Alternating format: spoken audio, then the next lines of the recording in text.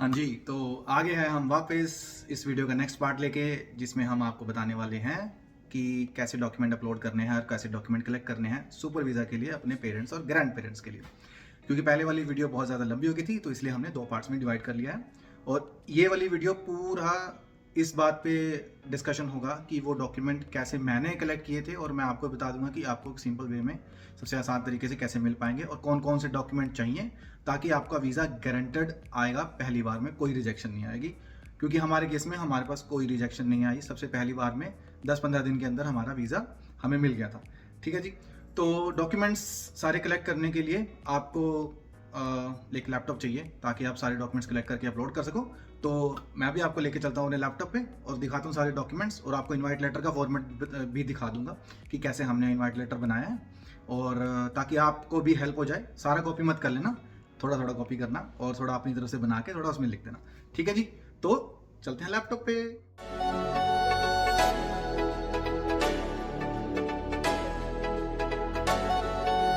तो डॉक्यूमेंट की बात करें तो ये है लिस्ट ऑफ डॉक्यूमेंट्स जो आपको अपलोड करने हैं यहाँ पे, जिसमें से लेटर ऑफ इनविटेशन है, प्रूफ ऑफ इनकम है, नेशनल आइडेंटिटी डॉक्यूमेंट है, पासपोर्ट है, फंड्स है, right, use of representative, relationship and medical insurance. ये जो ऑप्शनल डॉक्यूमेंट के ऊपर जितने भी डॉक्यूमेंट्स आपको दिख रहे हैं या जितनी भी स्पेस आपको दिख रही है, यहाँ पे आपको सारे के सारे डॉक्यूमेंट्स फिल करने या अपलोड करने मैंडेटरी हैं। ये वाले सारे ऑप्शनल हैं, बट हमने एडिशनल डॉक्यूमेंट्स में डॉक्यूमेंट एक डाला था, जो मैं आपको दिखा दूंगा कि हमने क्या डाला था, जिसको लेटर ऑफ एक्सप्लेनेशन बोलते हैं। तो वो भी मैं आपको यहाँ पे आज दिखा दूंगा। तो डॉक्यूमेंट्स में सबसे पहले बात करते हैं कि इनको सेग्रीगेट और अपने सिस्टम में या अपनी मशीन में, कंप्यूटर में रखना कैसे है। तो आई वुड रिकमेंड कि आप सारे अपने डॉक्यूमेंट्स के ऐसे फ़ोल्डर बना लेना, जैसे ही वहाँ पे दिखाए हुए हैं, जिस ऑर्डर में बनाए हुए हैं वहाँ पे दिखाया हुआ है वेबसाइट पे, वैसे बना लेना। फॉर एग्जांपल पहला मैंने दिखा दिया इनवाइट लेटर, दूसरा फ़ोल्डर प्रूफ ऑफ इनकम, तीसरा फ़ोल्डर नेशनल आइडेंटिटी डॉक्यूमेंट, चौथा फ़ोल्डर मदर पासपोर्ट। ऐसे ही बाकी सारे आप फ़ोल्डर बना लेना और इनके अंदर जो जो फाइल अपलोड करनी है वो आप रख लेना। अब बात करते हैं सबसे पहले इनविटेशन लेटर की, जो कि सबसे इंपॉर्टेंट लेटर है। तो इनविटेशन लेटर के लिए कनाडा की वेबसाइट के ऊपर भी इन्होंने बताया हुआ है कि आपको इनविटेशन लेटर में क्या क्या चीज़ें इंक्लूड करनी है, क्या क्या आपको बताना है। फॉर एग्जाम्पल इन्होंने बताया है कि आपको ज़रूरी है जो इंक्लूड करना है: complete name, date of birth, address, relationship with the person, purpose of the trip, how long the person will stay in Canada, where the person will stay, और ये सारी चीज़ें हैं। और इसमें आपका भी नाम की सारी complete details, date of birth, address, job title वगैरह वगैरह, ये सब आपको यहाँ पे इनविटेशन लेटर में मेंशन करने हैं। तो ये है इनविटेशन लेटर का टेम्पलेट। ये इनविटेशन लेटर मैंने एज इज़ इट यूज़ करा था, क्योंकि ये मैंने अपने आप से ही एक्सप्लोर करके बहुत जगह से देख के बनाया था। और जो जो मेरी डिटेल है मैंने उसको हटा के उसको रेड में हाईलाइट कर दिया है। फॉर एग्ज़ाम्पल जैसे अगर मैं स्टार्ट करूँ तो मैंने यहाँ पे बताया है कि आई इनवाइटर का नेम, मतलब यहाँ पे मेरा नाम आएगा, इन केस आपके केस में आपका नाम, एंड डेट ऑफ बर्थ में डेट, माय वाइफ। अगर आप 2 लोग इनवाइट कर रहे हो तो आप अपना दूसरे बंदे का भी नाम ऐड कर सकते हो। अगर आप अपनी वाइफ के साथ मिल के कर रहे हो तो अपनी वाइफ का name and date of birth. अगर आप अकेले कर रहे हो तो आप यहाँ पे अपना अकेले का नाम मेंशन कर देना। ठीक है कि आर दर, और उसके बाद में उसमें मेंशन किया है कि are permanent resident of Canada and currently living in Calgary Alberta. और उसके बाद है अपनी पूरी डिटेल देनी है आपको कि आप और अपनी मैं और मेरी वाइफ यहाँ पे क्या काम करते हैं। तो वो मैंने पूरी डिटेल डाल दी है कि मैं परमानेंट रेजिडेंट हूँ, ये मेरा फ़ोन नंबर है, ये मेरा पासपोर्ट नंबर है इंडिया का, और ये मेरा कनाडा का पीआर नंबर है। Same details for my wife. ठीक है। अब उसके बाद ये है कि ये तो हो गया मेरा यहाँ का करंट स्टेटस कि मैं यहाँ पे क्या हूँ। ठीक है। अब उसके बाद है कि मैं यहाँ पे करता क्या हूँ। तो और मैं अपना इनकम प्रूफ भी यहाँ पे बता दूँगा। फॉर एग्जांपल जैसे मैंने इसमें लिखा है कि I am currently working as, यहाँ पे मेरा जॉब टाइटल या आपका जॉब टाइटल, उसके बाद आपका एम्प्लॉयर का नाम और उसका एड्रेस, और एनुअल इनकम यहाँ पे डाल देनी है। सेम फॉर योर वाइफ, या जो सेकंड बंदा आपका इनवाइट कर रहा है उसके केस में भी सेम केस, और यहाँ पे बता दिया उसका इनकम। ठीक है। और साथ में हमने ये भी लिख दिया है कि copies of my and my wife's notification of assessment, जो आप T4 यहाँ पे फाइल करते हो उसकी असेसमेंट की जो कॉपीज़ हैं वो हमने अटैच कर दी हैं इसी के साथ। वो मैं आपको दिखाऊंगा कि हमने क्या क्या अटैच किया। अब है हमारा पर्पज़ कि हमने क्या ये इस लेटर का पर्पज़ क्या है। तो उसके बाद हमने लिखा है कि we are writing this letter to support super visa application for my mother and my wife's mother in law, वो भी हमने मेंशन कर दिया, और मदर का नाम और बता दिया कि वो क्या करते हैं, उनका कॉन्टैक्ट नंबर, एंड देन उनका पासपोर्ट नंबर, और उसमें ये भी बता दिया कि उनका डिटेल्ड इन्फॉर्मेशन नीचे हमने अपेंड कर दिया है। ठीक है जी। अब है इनवाइट के बारे में। पहले हमने बताया कि जिसको इनवाइट कर रहे हैं उसकी इन्फॉर्मेशन, अब है इनवाइट के बारे में कि हम क्यों इनवाइट कर रहे हैं। तो उसमें मेन फोकस करके हमने ये लिखा है कि we would like to invite my mother and my wife's mother in law to visit us in Canada so that she can give moral and physical support to us। ये भी हमने यहाँ पे पीरियड लिख दिया है कि टेंटेटिव डेट। अब ये जो टेंटेटिव डेट है सेम वही डेट डालना जो आपने फाइल में अपनी जब फॉर्म अपलोड कर रहे थे या फॉर्म फिल कर रहे थे तब डाली थी। तो और ये 6 मंथ से ऊपर का रखना। ठीक है। और नेक्स्ट हमने पर्पस बता दिया कि वो यहाँ पे रुकेंगे, हमारे साथ रुकेंगे, और कहाँ कौन से एड्रेस पे रुकेंगे, यहाँ पे हमने एड्रेस डाल दिया। नेक्स्ट है सेल्फ डिक्लेरेशन। हमने ये दिया है कि वो जो आएंगे उनके एक्सपेंस हम बेयर करेंगे, और उनके टिकट्स वगैरह का भी एक्सपेंस, उनका रहने का एक्सपेंस, और वो कनाडा की अथॉरिटी पे, यहाँ पे आप देखोगे कनाडा की गवर्नमेंट अथॉरिटी पे वो कोई भी बर्डन नहीं बनेंगे, ये हम उनको इंश्योर करके दे रहे हैं। और साथ में हमने एंड में एक ये भी लिखा है कि at the end of their day stay they will leave the Canada. और इसके बाद हमने यहाँ पे एक और एडिशनल लाइन लिखी है कि हमने अपने मदर के नाम पे जो भी प्रॉपर्टी है इंडिया में उसका एक डॉक्यूमेंट निकाल के यहाँ पे अटैच कर दिया था, सो दैट इनको श्योर हो जाए कि वो वापस चले जाएंगे। ये एक आप ऑप्शनल है, आप करना चाहो तो कर सकते हो, नहीं करना चाहो नहीं भी कर सकते हो, लेकिन हमने अपनी फ़ाइल को स्ट्रॉन्ग बनाने के लिए ये कर दिया था। और उसके बाद है कि हमने बताया कि भैया हमने मेडिकल इंश्योरेंस उनकी ले ली है जिसकी कवरेज 100K तक है जो कि रिक्वायर्ड है, और वो मेडिकल इंश्योरेंस भी हमने अटैच कर दी थी या साथ में डॉक्यूमेंट्स की लिस्ट में। ठीक है जी। अब उसके बाद है हमने एंड में ये लिखा है कि you are kindly requested to find the proof of my employment, my legal status in Canada, my most recent bank statement, tax form etcetera. तो वो सारा इन्फॉर्मेशन आपको इसी फॉर्म इनवाइट लेटर के साथ अटैच करना है। हम नीचे सिंसियरली इनवाइटर का नाम जो कि बंदा इनवाइट कर रहा है, जैसे मैं इस केस में मैंने अपना नाम और अपना ईमेल एड्रेस और अपना कनाडा का एड्रेस यहाँ पे डाल दिया था।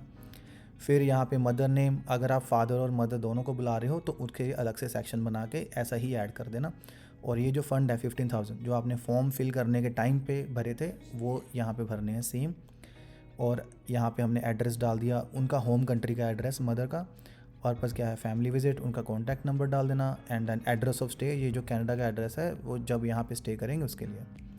रिलेशनशिप डाल दिया, एंड देन उसके बाद अपना फ़ंड और डेट ऑफ इंटेंडेंट स्टे, ये वही है जो आपने फॉर्म में भरी थी, फिर से ये वही डेट डालनी है।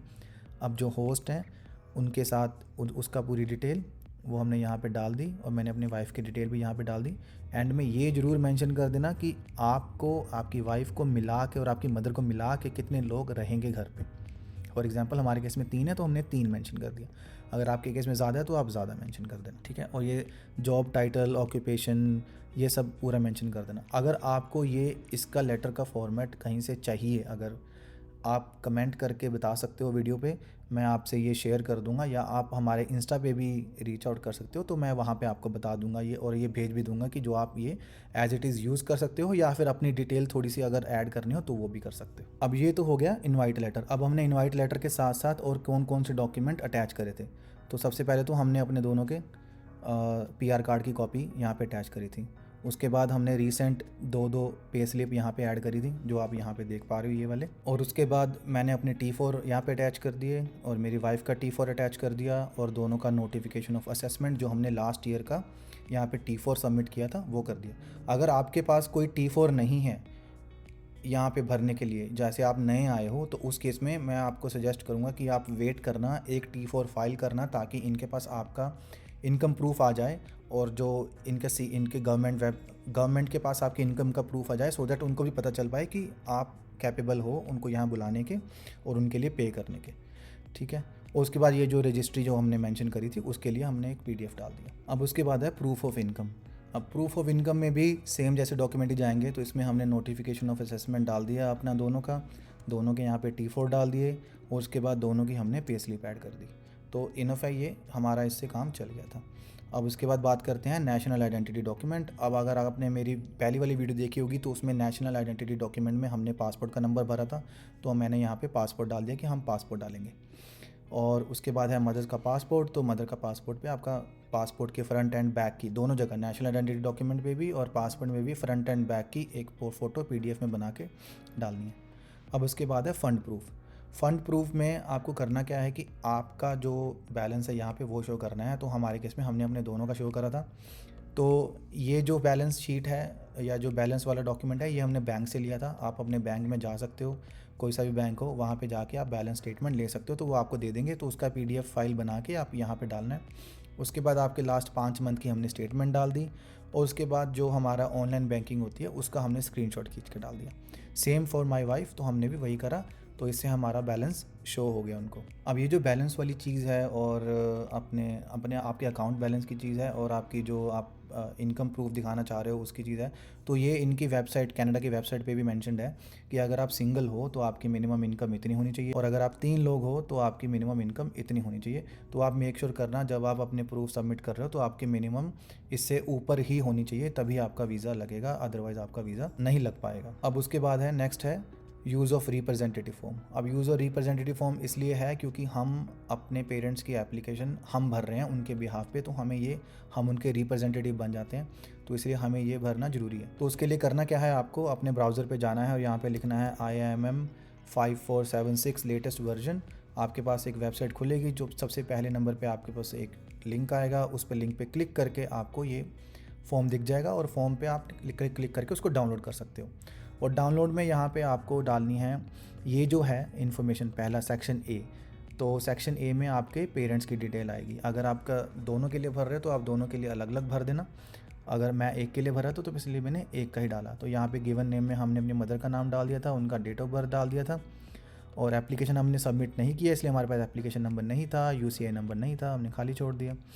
अब है रिप्रेजेंटेटिव। अब रिप्रेजेंटेटिव में हमने अपना नाम डाल दिया था, और ये सब डालने के बाद ये आपको कुछ भी फिल नहीं करना है। और योर रिप्रेजेंटेटिव्स कॉन्टैक्ट इन्फॉर्मेशन, तो ये यहाँ पे पूरा रिप्रेजेंट जो आपकी इन्फॉर्मेशन है, जो आप जहाँ पे रह रहे हो वो आपको यहाँ पे फिल करनी है, ठीक है। और यहाँ पे आपका ईमेल एड्रेस देना है और नीचे आपके सिग्नेचर करने हैं और डेट डालनी है, एंड यू आर डन। तो रिप्रेजेंटेटिव वाला फॉर्म आपने देख लिया, वो आपको भर के यहाँ पे सेव कर लेना है ऐसे ही।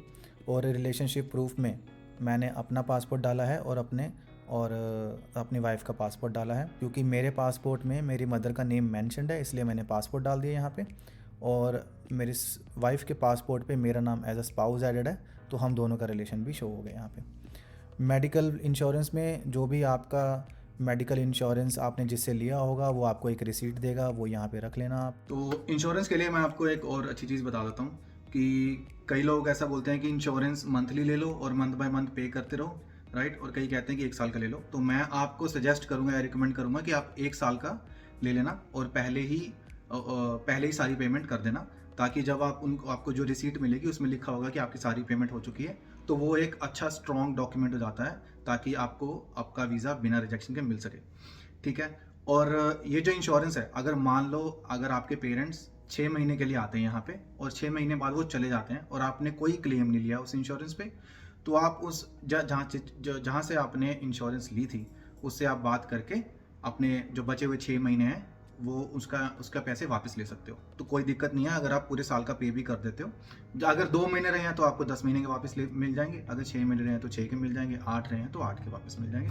जितना भी टाइम आपको रहेंगे उसके उतने ही पैसे पे करने हैं, ठीक है। और दूसरी बात यह है कि जब आपके पेरेंट्स यहाँ पे आएंगे वो इंश्योरेंस तब एक्टिवेट होती है। फॉर एग्जाम्पल हम आज वीज़ा फाइल कर रहे हैं अप्रैल में और पेरेंट्स आने वाले हैं अगस्त में, तो हम जिससे आप इंश्योरेंस लोगे आप उसको बता दोगे कि भैया मेरे पेरेंट्स अगस्त में आने वाले हैं, तो तभी से ही स्टार्ट होनी चाहिए मेरी इंश्योरेंस, ठीक है। और वो इंश्योरेंस अगस्त से ही स्टार्ट होगी और अगस्त से लेके नेक्स्ट 1 साल तक वैलिड रहेगी। अगर फिर भी प्लान में कोई चेंज हो जाता है तो आप अपने जहाँ से जिससे इंश्योरेंस ली थी उससे बात करके आप उससे बात कर सकते हो और अगस्त वाली डेट को भी आगे पीछे कर सकते हो, वो टेंटेटिव डेट होती है। अब उसके बाद है लेटर ऑफ एक्सप्लेनेशन। अब लेटर ऑफ एक्सप्लेनेशन में 2-3 चीज़ें थी जो हमने उनको एक्सप्लेन करी थी, हमने ऐसे क्यों फील करी हैं, ठीक है। तो वो मैं आपको बता देता हूँ कि कौन सी करी थी, सो दैट अगर आपको भी कोई डाउट हो तो आप लेटर ऑफ एक्सप्लेनेशन में डाल देना। तो सबसे पहले लेटर ऑफ एक्सप्लेनेशन में हमने अपना नाम का एक्सप्लेनेशन दिया है, क्योंकि मेरी मदर का ओनली एक ही गिवन नेम है, सरनेम ब्लैंक है, तो हमने उसका एक्सप्लेनेशन दिया है कि इसलिए हमने सरनेम ब्लैंक छोड़ा है और गिवन नेम में खाली नाम डाला है, तो उसकी एक्सप्लेनेशन दे दी। अब है पेरेंट्स डिटेल। अगर आपने देखा होगा कि फॉर्म भरने के टाइम पे हमने मेरे मदर के जो पेरेंट्स हैं उनकी डिटेल्स नहीं डाली थी, क्योंकि हमें डेट ऑफ बर्थ वगैरह नहीं पता थी, उनके सिर्फ नाम पता थे। तो हमने वो चेक बॉक्स चेक कर दिया था कि I don't know my parents. तो उसके लिए भी हमने यहाँ पे एक लाइन लिख दी है कि भैया हमें अपने पेरेंट्स की डिटेल नहीं पता थी, उनके डेट ऑफ बर्थ की, उनके सिर्फ नाम पता है जो कि पासपोर्ट पे हैं, ठीक है, मदर के पासपोर्ट पे हैं, इसलिए हमने उसको नो कर दिया है। तो ये हमने यहाँ पे भर दिया। अब है relationship with son and his wife, तो जो पासपोर्ट हमने बताए थे, जो मैंने आपको ऑलरेडी रीज़न बताया वो मैंने यहाँ पे एक्सप्लेन कर दिया था। अब है टाइज़ विद इंडिया। अब टाइज़ विद इंडिया के साथ टाइज दिखाने के लिए हमने अपना लैंड रजिस्ट्रेशन का एक डॉक्यूमेंट्स अपलोड किया था, उसके बारे में यही बताया है कि हमने यहाँ पे अपलोड कर दिया है। हाँ जी, तो डॉक्यूमेंट आपने इकट्ठे कर लिए, सबमिट कर दिया आपने सारी फाइल, इसके बाद क्या होगा तो वो डिस्कस कर लेते हैं।